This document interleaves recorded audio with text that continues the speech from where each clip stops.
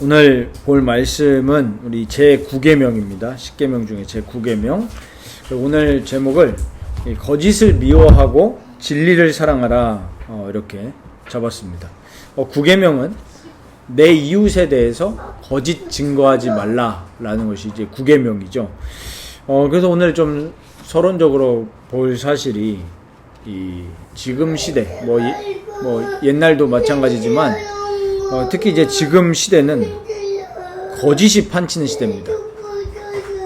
그래서 이 거짓이라고 했을 때 두 가지 측면을 좀 볼 수가 있는데, 인간의 어떤 뿌리 깊은 그 죄성을 볼 수 있는 지점이기도 하고, 또 두 번째로는 마귀의 일을 볼 수 있는 부분들이 바로 거짓이죠. 성경은 마귀에 대해서 뭐라고 얘기합니까?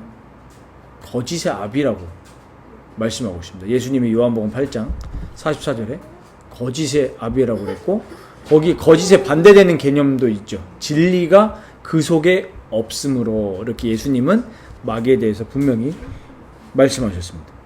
왜 거짓을 사람들이 행할까요?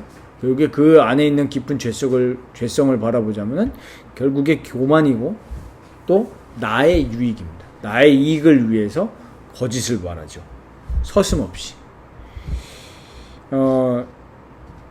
우리나라가 특히 여러 가지 악한 악습들이 있는데, 우리나라 그런 어떤 민족성에 봤을 때 거짓이 너무나 많습니다. 속이는 행위들. 우리 지난주에 이 문답 기억나십니까? 그 속이는 행위들, 특히 뭐 거짓 거짓자, 거짓 저울 이런 거 가지고 속여가지고 팔아나가는 그런 모든 부분들도 이 경고를 하는데, 우리나라에 이런 부분들이 너무 많죠. 사기꾼들도 너무 많고, 그리고 또 우리나라는 거기에 편승해서 종교 사기꾼들도 많이 있습니다.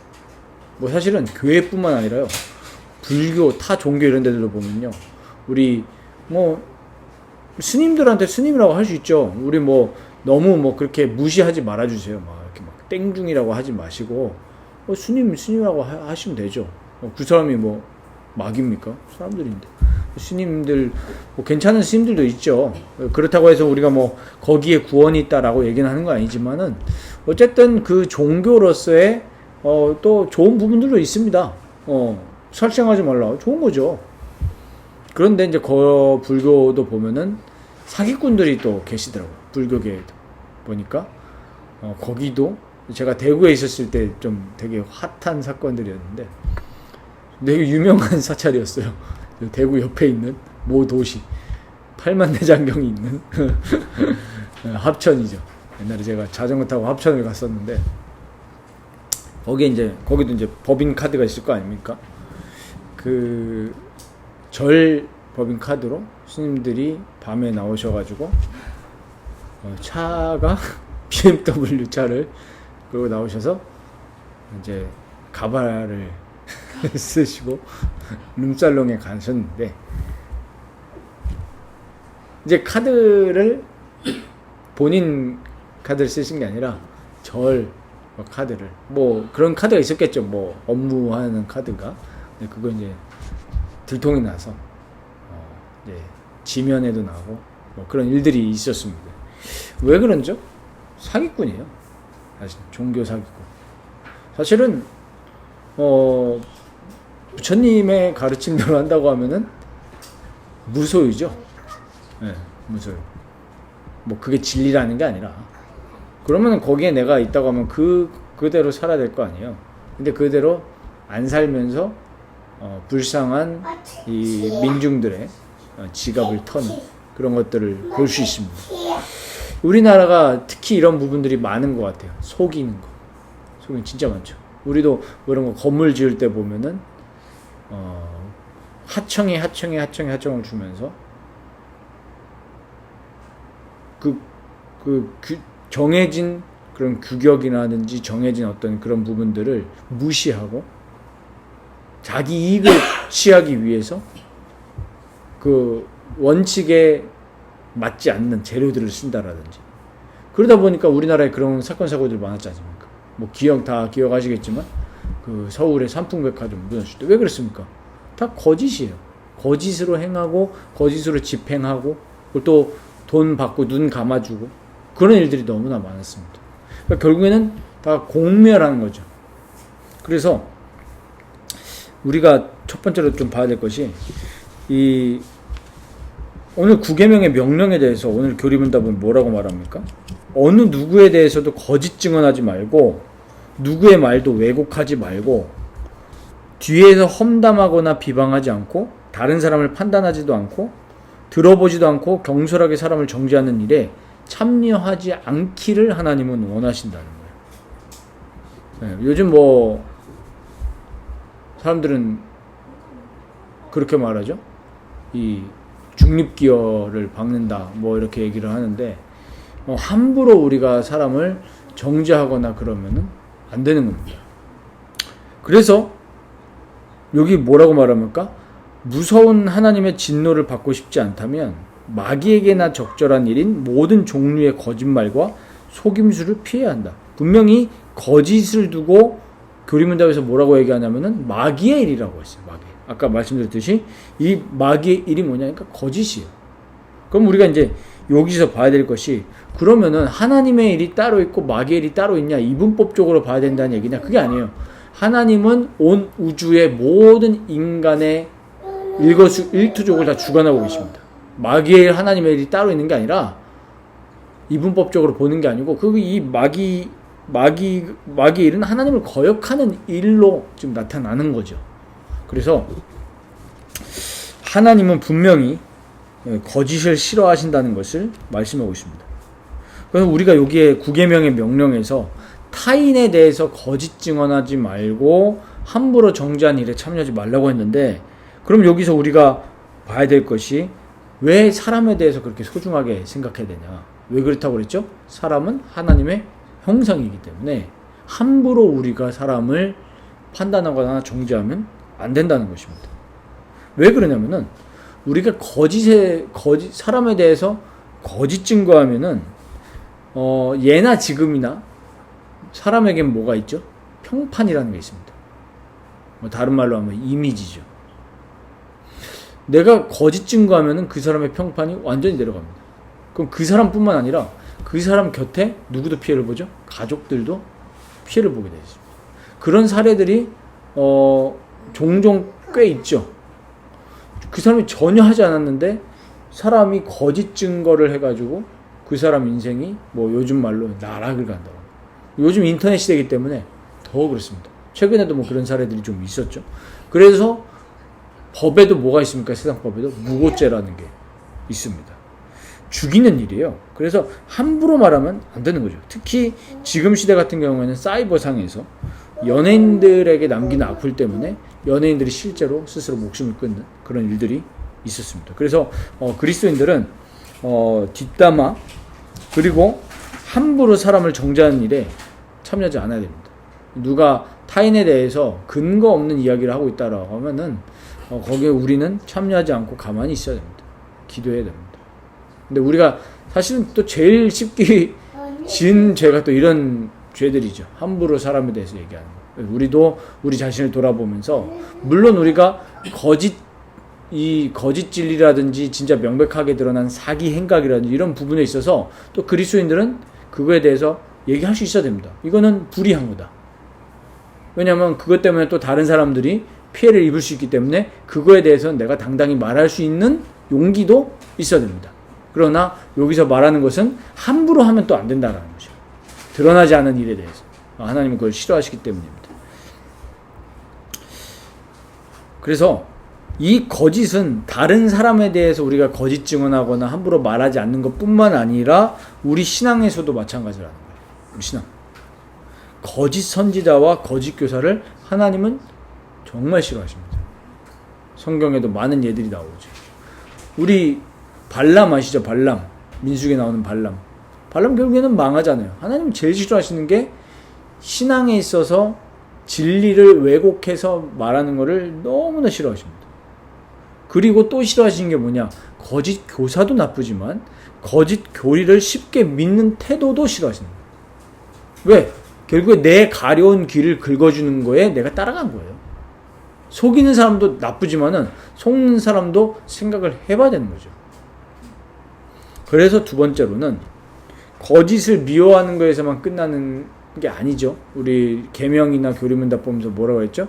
그 단순한 그 앞에 금지, 프로히빗 하는 것만 보는 게 아니라 더 나아가서 그 계명이 우리에게 궁극적으로 명령하시는 게 뭐냐를 봐야 되는데, 거짓을 미워하고 뭘 사랑하라고요? 진리를 사랑하고 진리를 추구하는 데 힘써야 된다는 거예요. 그래서 우리가 이웃에 대해서 거짓말 하지 말고 이웃에게 뭘 해야 된다는 거예요? 좋은 말 해주고 그 사람이 진리로 갈 수 있고 그 사람이 좋은 게 있으면 나타내주고 다른 사람의 영광을 높여주고 이런 일도 하고요. 신앙에 있어도 마찬가지죠. 거짓 신앙과 거짓 교리를 배격하고 진리를 추구하고 진리를 사랑하는데 우리는 힘써야 될 줄 믿습니다. 이래야 돼요. 그래서 아까도 우리 교제하면서 말했지만 우리 잘 아시겠지만 우리 선교사님들이 세운 학교니까 우리 연세대 가면은 거기 붙어 있잖아요. 돌로 뭐라고 붙어 있습니까? 진리를 알지니 진리가 너희를 자유롭게 하리라. 요한복음 8장 32절 말씀이잖아요. 우리 또 대학에도 보면은 베리타스라는 단어가 있는데, 베리타스도 진리라는 말이죠. 아까도 저 교제했지만 우리 십계명에 대해서 책을 우리 마이클 호튼 교수님께서 쓰셨는데 이런 표현을 하셨어요. 내가 가지고 있는 신념도 의문을 품게 되는 어떤 사실.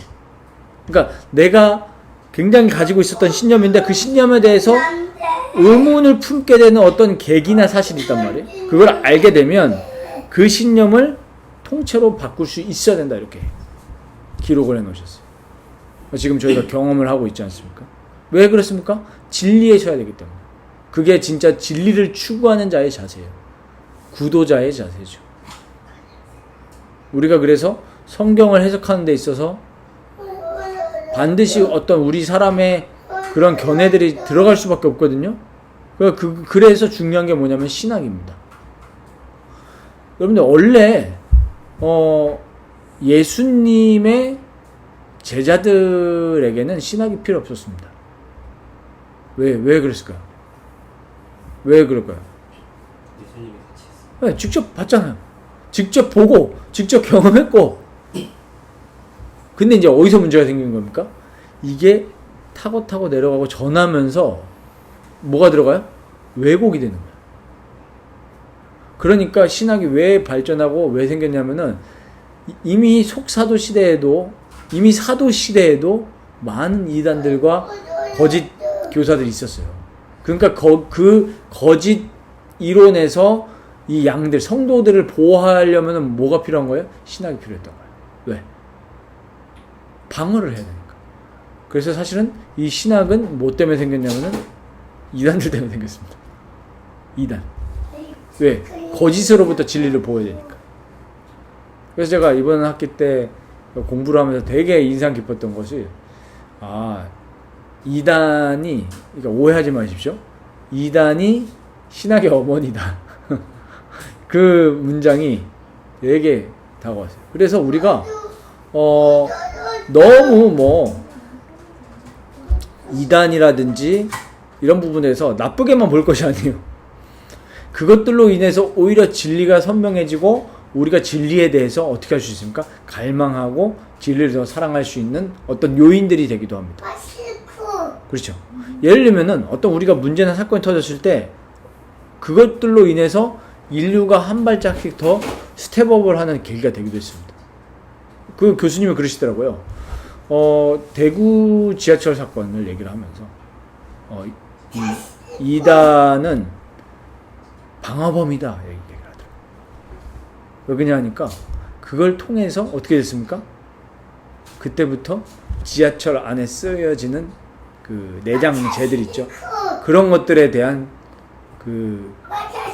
규정들이 굉장히 까다로워졌죠. 왜? 불이 붙어도 타지 않는 재료들을 넣은 거예요. 왜?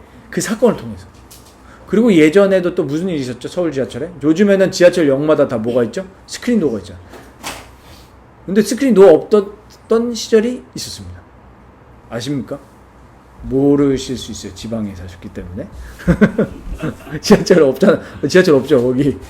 예. 근데 제가 어렸을 때 지하철 탔을 때, 진짜 지금 생각하면 좀 아찔해요. 왜냐면 이런 아기들도 다 그 플랫폼에 있는데, 지하철 쉥쉥 지나가잖아요. 스크린도 없던 시절에. 그러니까 거기서 예전에 제가 알기로는 누가 뛰어내렸다고 그랬나 아니면은 실수로 실족했다는지 뭐 정확히 기억이 안 나는데, 그것 때문에 스크린도어가 생기면서 처음에는 서울만 생겼다가 다 생겼죠. 그러니까 그런 어떤 사건이나 문제들이 더 이렇게 보완이 되는 그 또 좋은 역할도 있다는 겁니다. 물론 안타까운 일이지만. 그래서 우리가 어떤 그런 거짓 교리라든지 거짓 신앙이라든지 이런 부분들을 통해서 하나님이 우리를 더 발전시키는 계기가 되기도 합니다. 그래서 한국교회도 그렇잖아요. 신천지가 막 일어나가지고 미혹시켰을 때 한국교회에서 무슨 자성의 목소리가 생겼냐. 야, 우리가 잘못한 부분이 있다. 뭐냐? 교리를 올바르게 가르치지 않았구나. 왜냐하면 신천지에 갔던 사람들이 뭐 교회를 한 번도 안 나가본 사람들이 아니라 교회 수십 년 다닌 사람들도 신천지에 갔기 때문에요.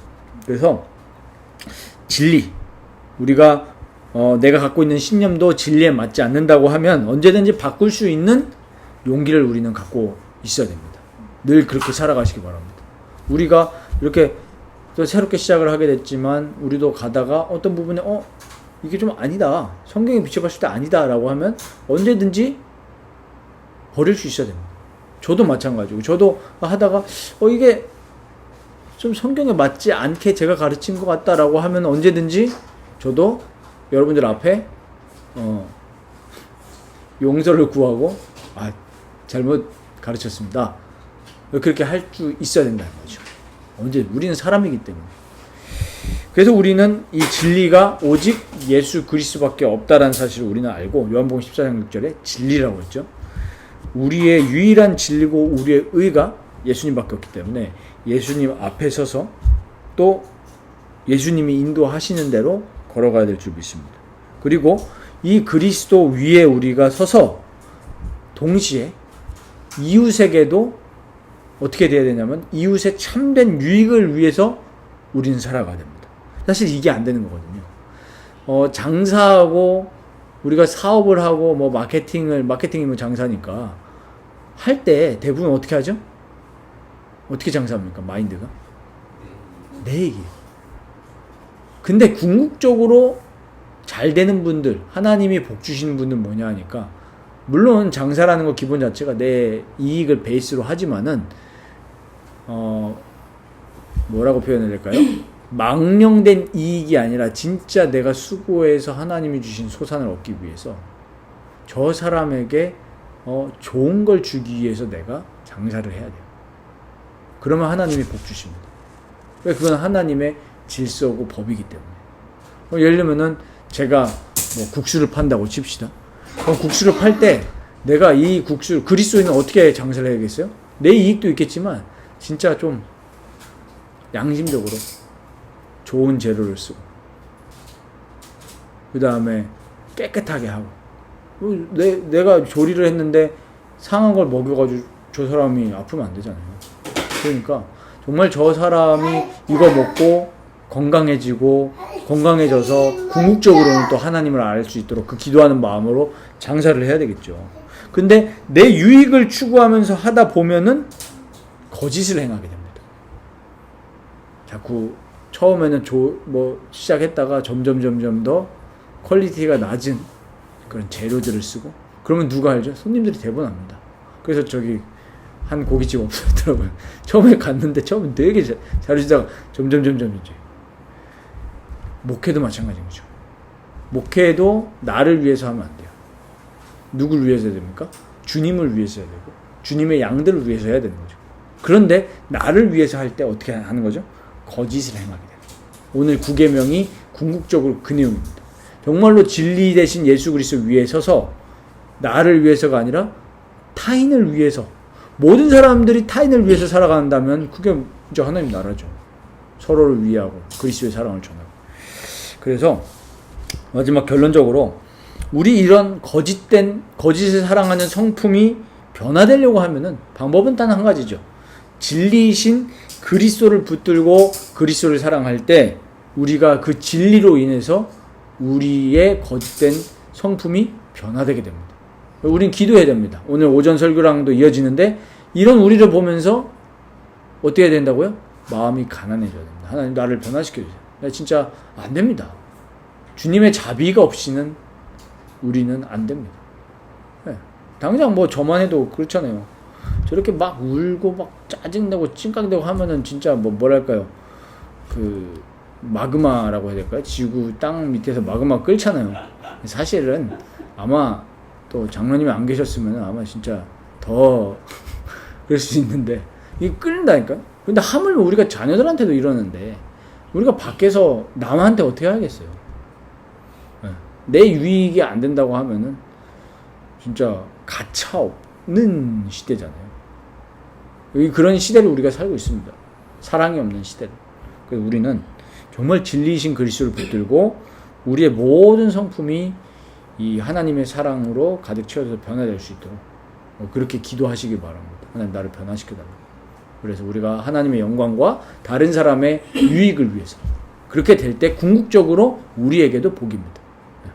그래서 우리가 그런 개인이 되고 우리 교회도 우리를 위한 교회가 아니라 우리를 위한 교회가 될 때 이제 어떻게 되죠? 새신자들한테 관심이 없어지는 교회가 되는 거예요. 나 은혜 받으면 끝 아니야.